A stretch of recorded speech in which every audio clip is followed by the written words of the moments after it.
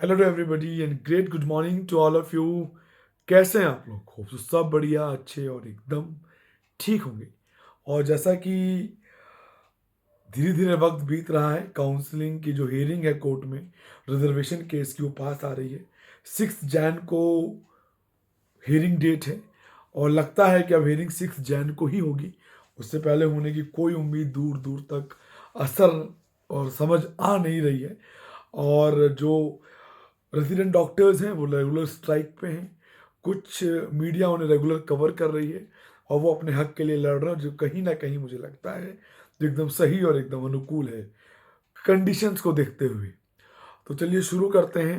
आज का जो टॉपिक है वो है कि नीट पीजी काउंसलिंग की क्या लेटेस्ट अपडेट्स हैं। इसके बाद जो इम्पोर्टेंट टॉपिक है वो ये है कि जो न्यू काउंसलिंग पॉलिसी आई है जिसमें 4 राउंड्स होने हैं, किस किस स्टेट को लॉस हो सकता है, किस किस स्टेट्स में बेनिफिट हो सकता है, ऑल इंडिया काउंसलिंग का क्या रुख रहेगा, डीम में क्या बेनिफिट रहेंगे, क्या बेनिफिट होगा या क्या नेगेटिविटी होगी, इसका हम एक शॉर्ट डिस्कशन करेंगे। वीडियो लगभग 10 से 12 मिनट की हो सकती है। अगर आपको सुनना होगा तो आप पूरा सुन सकते हैं। काउंसलिंग गाइडेंस लेनी हो, पेड गाइडेंस लेनी हो, स्क्रीन के पे भी नंबर दिया हुआ है और डिस्क्रिप्शन में भी नंबर दिया हुआ है। व्हाट्सअप करके आप हमसे क्वेरी ले सकते हैं। फ़ोन पे हो सकता है हमारी बात ना हो पाए, लेकिन व्हाट्सअप पे we will revert you as soon as possible, जैसे हमें व्हाट्सअप रिसीव होगा। तो चलिए शुरू करते हैं। जैसा कि फिलहाल 2 स्टेट्स के काउंसलिंग फॉर्म्स ओपन हुए हैं। मेरे अकॉर्डिंग आप लोगों के पास ये न्यूज़ होगी पहले से। हिमाचल प्रदेश और छत्तीसगढ़। हिमाचल प्रदेश का जो फॉर्म है वो 20th को डिक्लेयर हुआ है और लास्ट डेट दी नहीं गई हुई है। ऑनलाइन पोर्टल से आपको ये फॉर्म फिल करना है फिलहाल अभी। और गवर्नमेंट के लिए जिनका यूजी वहाँ से है या जिनका डोमिसाइल हिमाचल से है, वो गवर्नमेंट सीट्स के लिए पार्ट ले सकते हैं। जो प्राइवेट कॉलेज है वहाँ एक एमएमयू सोलन, उसके लिए कोई भी कैंडिडेट पैन इंडिया लेवल से आके फॉर्म भर सकता है। जो फीस स्ट्रक्चर है वो अपर ब्रांचेस का 30 लाख से ऊपर है, कुछ का 28, 27, 26 लाख है। तो आप उसको इजीली 50-60 हज़ार अगर आपकी रैंक है तो आप फॉर्म भर के अपना लक आजमा सकते हैं, ट्राई कर सकते हैं अगर हम वहाँ की बात करें तो। और उसके बाद एक जो नया फॉर्म ओपन हुआ है कल, वो ओपन हुआ है छत्तीसगढ़ का। कल से रजिस्ट्रेशन स्टार्ट हुए हैं उसके 20 तारीख से। और 27 लास्ट डेट है फॉर्म भरने की। जिनका यूजी छत्तीसगढ़ थे वो इस फॉर्म को भर सकते हैं। प्राइवेट कॉलेज के लिस्ट के लिए कोई खास स्कोप उस कंसर्न स्टेट में देखने को नहीं मिलता है। और फिलहाल यही अपडेट्स हैं लेटेस्ट जो कि काउंसलिंग से रिलेटेड हैं। यही 2 अपडेट्स हैं। इसके अलावा अगर हम बात करें इम्पैक्ट की, जो काउंसलिंग पॉलिसी सुप्रीम कोर्ट ने ऑर्डर दिया और बाद में एमसीसी ने उसको क्लैरिफाई करते हुए कहा कि ये नीट यूजी और नीट पीजी दोनों में पैरेलल ही लागू होगा, जो कि एकदम सही है और ये लागू होगा। इसका इम्पैक्ट बहुत पड़ता हुआ नज़र आएगा। मैंने किसी ग्रुप में पढ़ा था, किसी सीनियर्स काउंसलर ने लिखा था कि ये कह पाना क्या इम्पैक्ट आएगा तो जब काउंसलिंग होगी तभी मालूम चलेगा। ये तो एवरीबडी, सबको तभी मालूम चल जाएगा। लेकिन जो ओवरव्यू है, एक आउटलुक होता है, एक ओवरव्यू होता है कि क्या रहेगा क्या नहीं रहेगा। मेरे अकॉर्डिंग अगर मैं बात करूं तो ऑल इंडिया कट ऑफ में बेनिफिट होता हुआ नजर आएगा ईच एंड एवरी कैंडिडेट को जो गवर्नमेंट सीट्स के लिए पार्ट ले रहे हैं या डीम्ड यूनिवर्सिटीज़ के लिए पार्ट ले रहे हैं। डीम का बेनिफिट स्ट्रेट वैकेंसी राउंड में होगा कैंडिडेट्स को, और जितनी भी सीट्स आएंगी वो ऑनलाइन काउंसलिंग के बेसिस पे जाएंगी। जो कोर्ट का ऑर्डर है उसके अकॉर्डिंग अगर मैं बात करूँ तो फर्दर कोई चेंजेस नहीं हुए तो ठीक है। दूसरा, लेकिन जब सीटें स्टेट को रिवर्ट नहीं होंगी तो बहुत सारे स्टेट्स को नुकसान होगा। जिसमें अगर मैं बात करूं तो जो नुकसान होने के चांसेस मुझे नज़र आते हैं वो नज़र आते हैं मुझे महाराष्ट्र के। सबसे ज़्यादा चांसेस नुकसान महाराष्ट्र को हो सकता है। राउंड 2 बहुत डिसाइडिंग फैक्टर होता था महाराष्ट्र काउंसलिंग का, क्योंकि लगभग 550-500 सीट से ऊपर सीटें ऑल इंडिया से महाराष्ट्र स्टेट्स को रिवर्ट जाती थी, जो कि इस साल नहीं जाएंगी। जो नेगेटिव इम्पैक्ट देखने को पड़ेगा वो मेरे अकॉर्डिंग, जितना मेरा तजुर्बा कहता है, वो महाराष्ट्र को देखने को मिलेगा। पैरेलल में यूपी, गुजरात, इन सभी स्टेट्स में फ़र्क पड़ेगा, लेकिन थोड़ा सा माइनर पड़ेगा। लेकिन जी हाँ, जो बड़ी ब्रांचेस हैं, radio, derma, medicine, gynae, paediatrics, ये 5 जो बड़ी ब्रांचेस हैं क्लिनिकल की, ये लगभग स्टेट्स में फ़र्क पड़ेगा, कुछ नॉर्थ ईस्टर्न स्टेट में फ़र्क नहीं पड़ेगा, तमिलनाडु में उतना खास फर्क नहीं पड़ेगा, पौंडीचेरी में खास फर्क नहीं पड़ेगा, गोवा में खास फर्क नहीं पड़ेगा, लेकिन बाकी जगहों पे काफ़ी फर्क पड़ता हुआ नजर आएगा।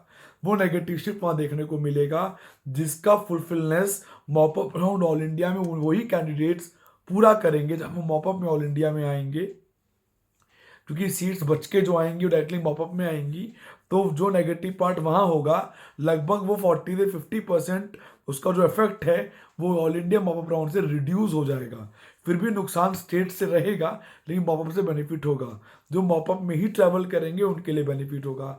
जो रूल है वो एकदम सही रूल है कि राउंड 2 में कोई सीट मिल गई और आपने वो ले ली तो आप पूरी कंप्लीट एंटायर काउंटिंग प्रोसेस से बाहर हो जाते हैं। ये एकदम सही है, जिससे ब्लॉकिंग नहीं होगी। मेरे अकॉर्डिंग इस ऑर्डर को लाने से ब्लॉकिंग के चांसेस घट गए हैं काफ़ी ज़्यादा। एक बहुत माइन्यूट लूप होल कहीं बचा है तो बचा हुआ है, अदरवाइज लगभग चांसेस घट गए हैं। पहले क्या होता था कि स्टेट्स के बच्चे उन्हें सीट नहीं भी लेनी है, उन्हें स्टेट से ही लेनी है, तो भी वो ऑल इंडिया से स्टेट की सीट लेते थे और फ्री एग्जिट में छोड़ देते थे। उसके बाद क्या होता था कि राउंड 2 में लेते थे, 25 आ गए नुकसान होगा कोई बात नहीं है, ले लिया और छोड़ दिया, फिर वो सीट कंसर्न स्टेट को रिवर्ट हो जाती थी। ऐसा कुछ लोग हर साल करते थे, लेकिन इस बार ऐसा होने की कोई भी संभावना कहीं से लेके कहीं तक भी नजर नहीं आ रही है। हमें नहीं लगता ऐसा कुछ होगा। ये पहली बार होगा जब ऑल इंडिया काउंसिलिंग की 50% सीटें मॉपअप में जाएंगी। क्या क्या कौन कौन सी ब्रांचेस को ज़्यादा बेनिफिट होगा ऑल इंडिया मॉपअप में, मैं बता देता हूँ। General surgery, obs gynae, orthopaedics, ophthalmology, anaesthesia, ENT, radiotherapy, इन ब्रांचेस को काफ़ी ज़्यादा फायदा होगा। अगर ये ब्रांचेस लास्ट ईयर 9,000 पे क्लोज हुई हैं या 8,500 पे क्लोज हुई हैं तो ये लगभग 2,000 से 2,500 रैंक का इंक्रीमेंट लेती हुई नजर आएंगी। रिजर्वेशन पॉलिसी का टॉपिक अलग है, वो जब डिपेंड होगी क्या होगा क्या नहीं होगा वो तब उसको एज्यूम करेंगे। लेकिन फिलहाल जो न्यू काउंसलिंग प्रोसेस है उसके अकॉर्डिंग अगर हम बात करें तो कहीं ना कहीं 2-2,500 का गैप देखने को मिलेगा। सबसे ज़्यादा जो अंतर देखने को मिलेगा वो मिल सकता है एनेस्थीसिया में, ईएनटी में, ऑप्था में और साइकेट्री में। इन 4 ब्रांचों में ज़्यादा बड़ा गैप प्लेइंग का देखने को मिलेगा। और रिजर्वेशन अगर लागू हो गया तो फिर भी पॉजिटिव इफेक्ट रहेगा, क्योंकि मॉपअप में सीट जाने का मतलब है मॉपअप में ऑल इंडिया में वही लोग पार्ट लेंगे जिन्हें ऑल इंडिया में अब तक कुछ नहीं मिला है, या जिन्हें मिला है वो अपने आप को फोरफिट करके गए हैं, फिर दोबारा से 25,000 या 2 लाख की रजिस्ट्रेशन फीस दे के काउंसलिंग में रिपार्ट होने आए हैं। ऐसे लोग होंगे जिन्हें स्टेट के राउंड 2 में सीट्स मिल जाएंगी। मुझे नहीं लगता वो ऑल इंडिया के मॉपअप में आ पाएंगे, क्योंकि स्टेट की जो रिजाइन डेट होगी वो पूरी हो जाएगी, उसके बाद ही मॉपअप होगा। मुझे लगता है पहले ऑल इंडिया राउंड 1 होगा डीएनबी के साथ, डीम्ड के साथ, फिर स्टेट राउंड 1 होगा, फिर ऑल इंडिया राउंड 2 होगा, फिर स्टेट राउंड 2 होगा, फिर मॉपअप ऑल इंडिया, फिर स्टेट मॉपअप, फिर स्टेट वैकेंसी। ऐसे ही सीक्वेंस में चलेगा। जो डीम्ड यूनिवर्सिटीज वाले कैंडिडेट्स हैं उनको बेनिफिट मिलता हुआ कंप्लीटली नजर आएगा। ये बात को नोट डाउन कर लीजिए, जरूर फायदा होगा उनको, हर ब्रांच में होगा। कम से कम 5 से 6,000 रैंक का भी हो सकता है, और हो सकता है कुछ अपर रैंकर्स, यानी अगर रिवाइज कट ऑफ हुआ और आपके 348 हैं और आपको सीट नहीं मिली थी मॉपअप में, तो शायद वो सीट आपको स्ट्रे वैकेंसी में मिल जाए। इनसे उनका नुकसान हुआ है जो बहुत कम रैंक पे बड़ी ब्रांचेस का सपना सोच रहे थे और एनआरआई वैकेंट सीट्स का वेट कर रहे थे, उनको शायद नुकसान होगा। एक बात मैं और बताऊं, ऑल इंडिया राउंड 2 में एनआरआई कैंडिडेट्स की गिनती बहुत ज़्यादा बढ़ जाएगी। अब लोग डॉक्यूमेंट्स बनाने लगे हैं, डॉक्यूमेंट्स अब लोग अब अवेयर हो गए हैं। पहले इस बात की नॉलेज नहीं हुआ करती थी लोगों को कि एनआरआई डॉक्यूमेंट्स भी बनते हैं, कौन कौन रिलेटिव वैलिड हैं, तो सीट्स काफ़ी ज़्यादा खाली आती थी। लेकिन अब लोग रेडी हो गए हैं, कोई ना कोई रिलेटिव ज़रूर होता है उनका, फर्स्ट डिग्री या सेकंड डिग्री, जिसको लेके वो बनाते हैं और काउंसलिंग में पार्ट लेते हैं। यही काम स्टेट्स के अंदर भी किया जा सकता है। मध्य प्रदेश हो गया, आंध्रा हो गया, तेलंगाना हो गया, कर्नाटक हो गया, जहाँ जहाँ एनआरआई सीट्स हैं, जिन स्टेट्स में एनआरआई सीट नहीं है, और जो होता है वो काउंसलिंग से ही होता है। अगर मॉपअप के बाद कोई बच्चा सीट छोड़ जाता है और कॉलेज की कंसर्न स्टे वैकेंसी करता है, वो बहुत rare to the rarest case में होता है, और जो मॉपअप में छोड़ता है उसमें भारी पेनल्टी भी होती है उस कंसर्न कैंडिडेट पे। तो ये बहुत सारी चीज़ें हैं, इसीलिए मेरे अकॉर्डिंग यूपी में कुछ नहीं होना है। जो होगा काउंसलिंग के तहत होगा, कोई भी एनआरआई वैकेंट सीट बाद में नहीं आएगी तो होप में ना रहें। और बिहार का भी सेम कंडीशन है। लगभग बहुत सारी स्टेट्स ऐसी हैं जहाँ कर लेकिन ज़्यादा एनआरआई सीट्स हैं। अगर आप एनआरआई हैं तो आप टेक पार्ट ले सकते हैं। इवन बाद में सीट्स खाली रह गए स्टे वैकेंसी राउंड जब कॉलेज कंसर्न करेगा और आप एलिजिबिलिटी में आते हैं तो आप वहाँ भी सीट्स को ले सकते हैं। इम्पैक्ट पड़ेगा लेकिन पॉजिटिव ज़्यादा पड़ेगा, नेगेटिव कम पड़ेगा। स्टेट्स में कुछ स्टेट्स को फील करना पड़ेगा, लेकिन स्मार्टली चलेंगे, विद कॉन्शियस माइंड चलेंगे, अंडर कॉन्फिडेंट होकर चलेंगे तो सीट्स मिलेगी।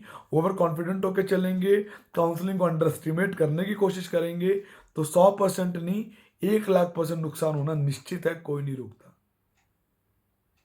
बात माने या नहीं माने ये आपकी मर्जी।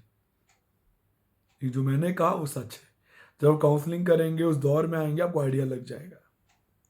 चीज़ों को प्रॉपरली समझना, एनालाइज करना, दूर तक सोचना, जितना ब्रॉड विजन होगा उतनी चीज़ें अच्छी होती चली जाएंगी डे बाय डे और आपको फायदा मिलेगा।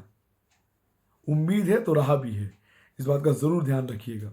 और ये सोच के बिल्कुल भी काउंसलिंग ना करें कि अगला एग्ज़ाम आना है मुझे मिलेगा नहीं, क्या होगा क्या नहीं। You have to take a part. एक बात मैं आपको और बता देता हूँ, इस काउंसलिंग का जो 4 राउंड होने से सबसे ज़्यादा बेनिफिट जिसे होना है वो है डीएनबी की कुछ लोअर क्लिनिकल ब्रांचेस, वहाँ फ़ायदा होगा। और जिन कैंडिडेट्स का बजट नहीं है प्राइवेट कॉलेजेस का, उनको सीट मिलने के आसार बढ़ जाएंगे इस काउंसलिंग में। मेरे अकॉर्डिंग ये बेनिफिट ज़रूर होगा। और काउंसलिंग मुझे लगता है जनवरी में ही कंप्लीटली रिज्यूम कर दी जाएगी, और कंप्लीटली रिज्यूम होकर काउंसलिंग जनवरी में ही रन होगी मेरे हिसाब से। तो अभी वेट है, न्यू ईयर मनाइए, क्रिसमस सेलिब्रेट कीजिए, खुश रहिए, परेशान मत होइए, हड़बड़ाइए मत। बी काम, be in your control, don't not at all lose your hopes. ये मैं आपसे कहूँगा। लगभग फॉर्म्स जो जो आए हैं, ज़्यादा फॉर्म्स आए नहीं हैं। यूपी का फॉर्म अभी आया नहीं है, डीम्ड के फॉर्म्स ओपन नहीं हुए, महाराष्ट्र के फॉर्म्स अभी आए नहीं हैं, उत्तराखंड के फॉर्म्स आए नहीं हैं, बिहार के फॉर्म्स आए नहीं हैं, वेस्ट बंगाल के फॉर्म्स आए नहीं हैं, केरला का फॉर्म आया नहीं है, कर्नाटका का फॉर्म आया नहीं है, हिमाचल प्रदेश का फॉर्म आ गया है, पंजाब का आ गया है, गुजरात का आ गया है, मध्य प्रदेश का आ गया है, इवन राजस्थान का फॉर्म भी अभी तक नहीं हुआ है। कुछ कंसर्न स्टेट्स के फॉर्म्स आए हैं, जैसे पौंडीचेरी का फॉर्म आया है, छत्तीसगढ़ का फॉर्म आया है, तमिलनाडु का फॉर्म आके जा चुका है। ये कुछ फॉर्म्स हैं जो आए और भर के चले गए, ये क्लोज हो गए। होप रखिए, उम्मीद रखिए, प्रॉपर चलिए, सही गाइडेंस के साथ चलिए, सुनिए सबकी, करिए अपने मन की, प्रॉपर चीज़ों को एनालाइज करिए, किसी के बहकावे में ना आए, किसी की मीठी मीठी बातों में ना आए, ये होगा तो ये होगा, ये होगा तो ये होगा, ऐसा बिल्कुल नहीं करना है। इससे आपको बहुत नुकसान होगा। जो समझ में आता है प्रॉपर कीजिए, मेरी नहीं, और भी बहुत सारे इंटेलिजेंट हैं, बहुत सारे समझदार लोग हैं जिनकी डिटेल्स वीडियोस आती हैं, उनको सुनिए, उनको समझिए, एनालाइज कीजिए, बात कीजिए, लेकिन बहुत सारी चीज़ों से बचिए। ज़बरदस्ती की बातों पर यकीन मत कीजिए, थोड़ा सा प्रैक्टिकल होकर चलना बहुत ज़रूरी है। बजट को बढ़ा के रखिए अगर आपका कंसर्न ब्रांचेस लेनी है और आपका रैंक थोड़ा सा पीछे है तो नेगोशिएबल रेट्स पे मत जाइए, नहीं तो आप फंसेंगे। आप उतना ब्रॉडली प्ले नहीं कर पाएंगे काउंसलिंग को कि जिससे जो सीट मिलनी है राउंड 1 में मिल जाए। राउंड 1 में सबसे ज़्यादा चांसेस होते हैं कम रैंक पे अच्छी सीट्स लेने का, ये हमेशा से रूल है। तो follow like this, don't deviate yourself, बिल्कुल नहीं हो, नुकसान आप ही का होना है। कोई डाउट है, कोई कंफ्यूजन है, दिए हुए नंबर पे कॉल कर सकते हैं, व्हाट्सअप कर सकते हैं। व्हाट्सअप पे ज़्यादा प्रॉम्प्ट है हम रिप्लाई करने में, कॉल्स हो सकता है कई बार नहीं उठे। करके गाइडेंस लेनी हो तो जा सकते हैं, हमारी वेबसाइट पे भी अवेलेबल है careerexpert.co.in। तो सुबह bye, take care and have a great day ahead, bye bye.